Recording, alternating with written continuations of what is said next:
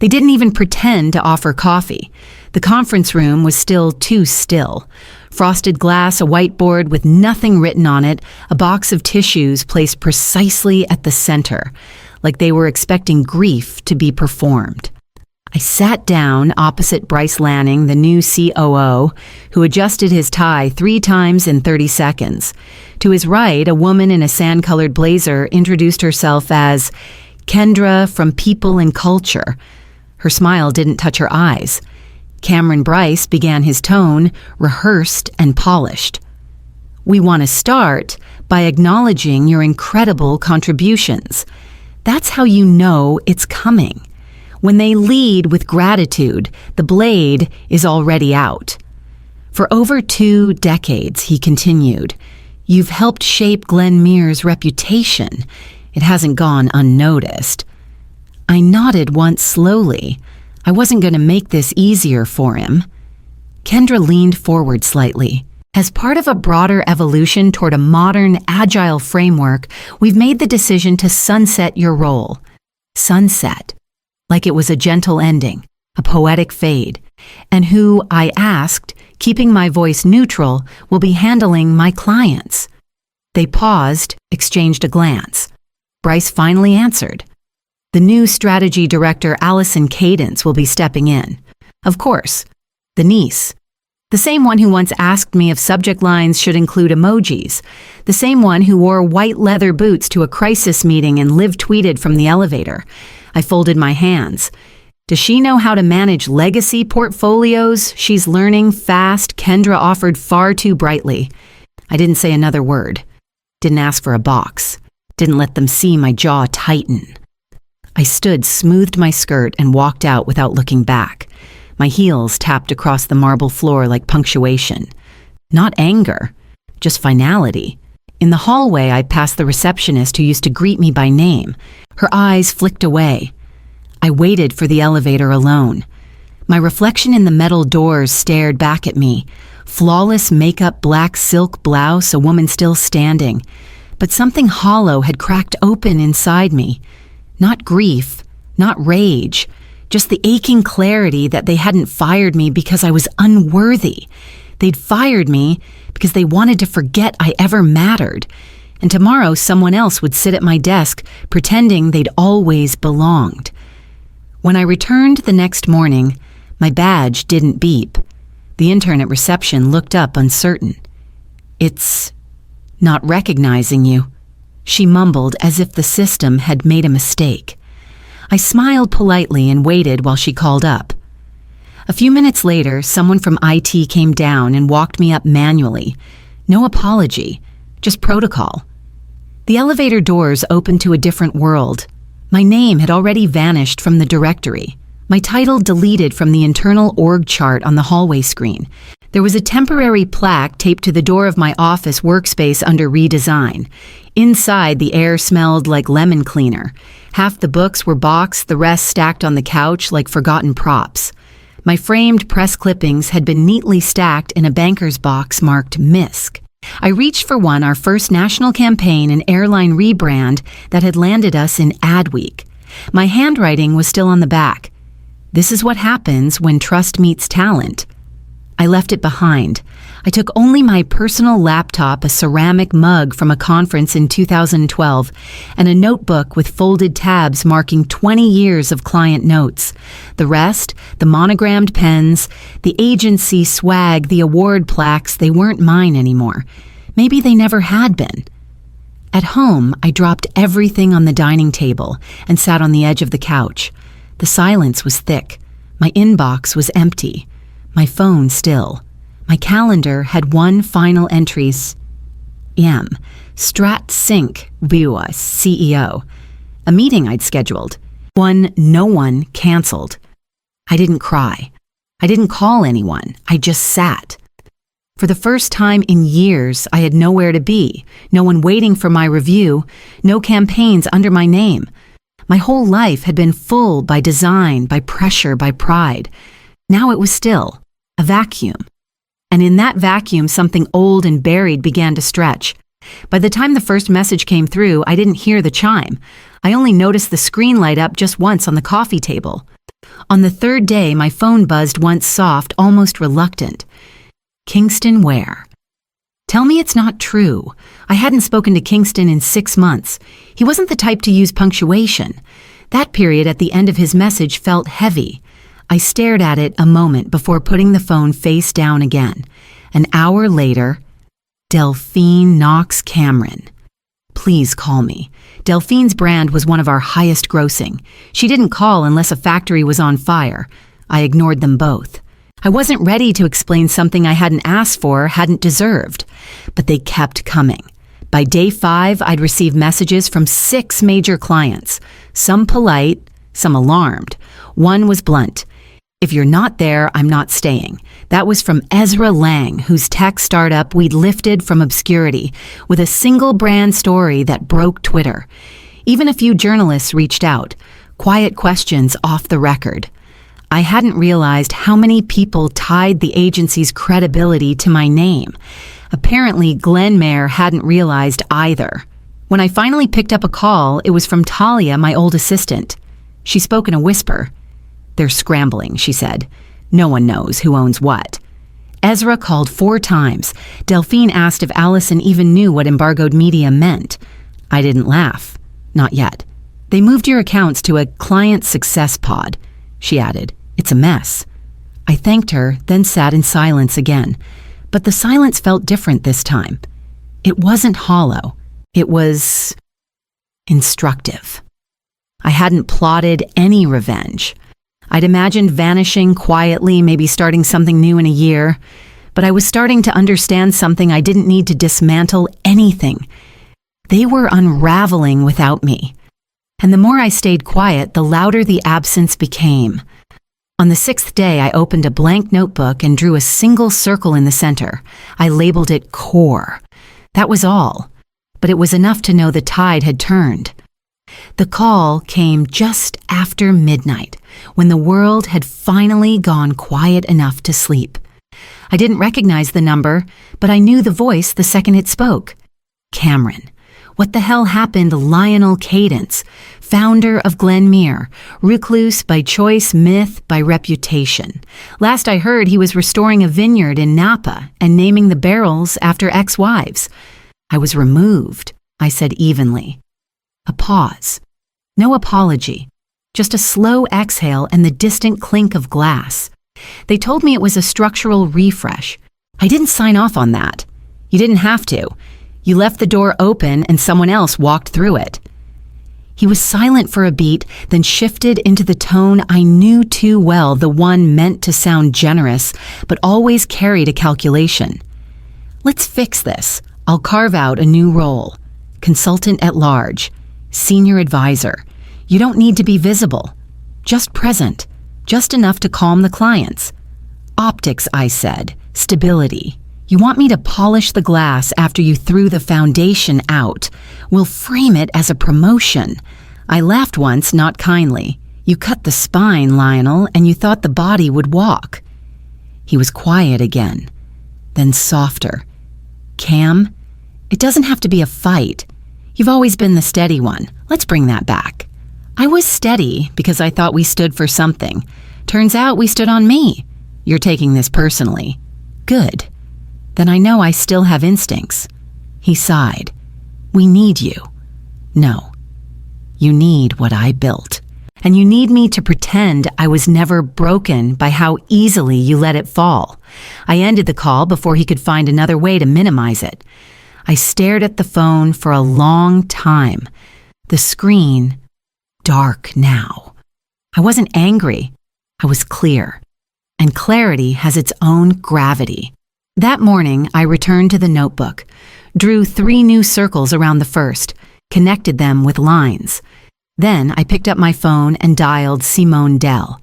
Simone Dale was already seated when I arrived. Black coat draped over the back of her chair tablet, open fingers poised like she was already working 2 meetings ahead. The cafe buzzed around us, all polished glass and curated playlists. I sat down and she didn't bother with small talk. I've already heard from 4 firms, she said. 2 boutique, 2 global. None of them hesitated. None of them asked why you left. She smiled sharp but sincere. They just asked what it would take to get you in the room. I folded my hands. They think I'm available, they think you're unclaimed, she said, eyes steady. There's a difference. I didn't speak. She tapped the tablet once and turned it toward me. At the top, Marrow Finch, managing partner, Eliza Hartley. Below that position, open to create. They didn't ask your rate, Simone added. Didn't even ask what title you'd want. They said, and I quote, "Whatever she wants, give her the meeting." I let out a breath I hadn't realized I was holding. They're not the only ones circling, she continued, but they're the only ones I'd bet my name on. Quiet integrity, legacy clients, cultural autonomy. They don't build around trends. They build around people. She paused, then leaned in slightly. And Cameron, the names making those introductions, Kingston, Delphine, Ezra. They followed your name, not Glenmuir's. I nodded slowly, not to agree, but to absorb. For 2 decades, I'd believed I was just part of a structure. A pillar, maybe, but not the blueprint. Turns out I was the map. I wasn't job hunting. I was being courted. And not out of pity or optics, but out of recognition. They see you, Simone said, not as something that failed, as something no one else could buy. Later, I walked 2 blocks in silence before opening my phone. I pulled up my notes app, wrote a single word, and hit save, leverage. Then I opened a fresh email to Eliza Hartley. Subject, re-meeting request. I typed 3 words, let's begin talking. Eliza Hartley's office overlooked Lake Michigan. Clean lines, no clutter. The kind of space that didn't posture because it didn't need to. She greeted me with warmth, not ceremony, and listened without interruption as I laid it out. I'm not here to join your team, I said, voice steady. I'm here with a proposal. Her brow lifted slightly. Not skepticism, interest. I don't want Glenmuir back, I continued. I want to restructure it. From the outside. Quietly, cleanly, and only if I lead the integration. She didn't speak, so I kept going. I know the weaknesses. I know the fractures they won't admit to. The client base is disoriented, the culture's brittle, but the structure's still sound. The bones are good. The soul is gone. I want to rewire it. Eliza folded her hands. You want to acquire your former firm. I want us to acquire it, I corrected. With discretion, with purpose, and your role partner. Full control of the transition. I'll rebuild the culture, reposition the brand, retain key clients. No shadow board, no legacy vetoes. I won't be inserted, I'll be embedded. She studied me for a long moment, the room hushed around us. You're not doing this for revenge. At first I said maybe, but this isn't about bruised ego anymore. It's about repair. No one else can stitch that place back together, not without bleeding out the clients who trusted me. Eliza leaned back in her chair, exhaled slowly. What's your real motive, Cameron? I didn't flinch. To build something better, and to prove that no one erases trust without cost. She gave a small, satisfied nod. Then let's start drafting. That night, I walked along the lake, wind cold against my jaw. I wasn't anxious. I wasn't restless. For the first time in months, I wasn't looking back. I was calculating forward. By morning, her legal team had already begun the soft moves. No press, no noise. Just the kind of quiet that makes people nervous before it makes them pay attention. I arrived 7 minutes late. On purpose. The conference room was full mid-levels in borrowed blazers, senior staff, whispering behind half-covered cups of coffee. The slide on the screen read, Leadership, Visibility, and Strategic Alignment. Classic. The kind of vague language that signals panic disguised as direction. I pushed the glass door open without knocking. The room fell quiet as I stepped in. Bryce, the new COO, cleared his throat. His smile faltered. Dana from HR clutched a manila folder like it might float her out of the building if things got rough. Cameron Bryce began too brightly. We weren't expecting. I'm not here to rejoin, I said, calm but firm. Let's get that straight. I walked past them toward the screen, set my folder on the table, and faced the team. Familiar faces, tired ones. Some looked stunned, others relieved. As of this morning, I said Merrow Finch has formally acquired Glenmere and Kosher gasps. A few hands reached for phones. One person whispered audibly, "What this isn't a merger," I continued. "It's a transfer of control, cultural, operational, strategic. There will be changes, immediate ones." Bryce tried to speak. I raised a hand, and those begin with the exit of Bryce Lanning, effective today. Silence stretched thin, then one clap, then another. Trina, my former assistant, stood. Applause followed, not wild, not chaotic, but steady. It filled the room like something had finally been exhaled. I waited for it to settle. "I'm not here to bring back the old Glenmere," I said. "I'm here to build something stronger, cleaner, built on clarity, not cliques, on trust, not buzzwords." Dana looked at me like she was waiting for a trapdoor to open. I let her wait. "I don't need titles," I said. "I need alignment." I paused. No one interrupted. We're not here to protect optics anymore. We're here to do the work. As I stepped forward, people shifted in their seats, not out of fear, but like they were finally sitting upright, awake. From the corner of my eye, I saw Bryce collect his things. He didn't speak. He didn't look back. I didn't need him to. I had already moved on to the meeting that mattered most. He chose the walnut-paneled conference room on the top floor, his old throne. The chairs were still arranged the same way he left them, soft leather, centered on ego. Lionel was already seated when I arrived, legal pad in front of him, pen untouched. "You orchestrated a takeover," he said, voice low but loaded. I set my folder down and took the seat across from him. "No. I corrected a decline you refused to see." He leaned back, arms crossed. "You used them, Merrow Finch, as cover. I used your negligence as leverage." He looked older than I remembered. Not in years, but in posture. I watched the weight of irrelevance settle into his shoulders, even as he fought to posture against it. "So what now?" he asked. "You erase me." "No," I said. "I offer you a role." He raised a brow. "Non-executive advisor. Title only. No reports, no influence. Access to legacy archives for documentation purposes." He scoffed. "You expect me to nod from the sidelines while you rewrite history? I'm not rewriting anything. I'm archiving it truthfully. You can keep your name on the plaque, but not on the decisions."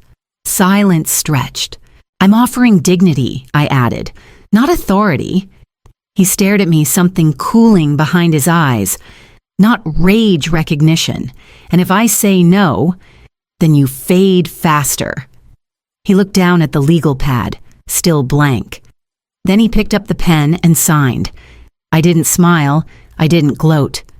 There was nothing to celebrate in the hollowing out of a man who once built something worth protecting. But I also didn't apologize for the seat I'd taken.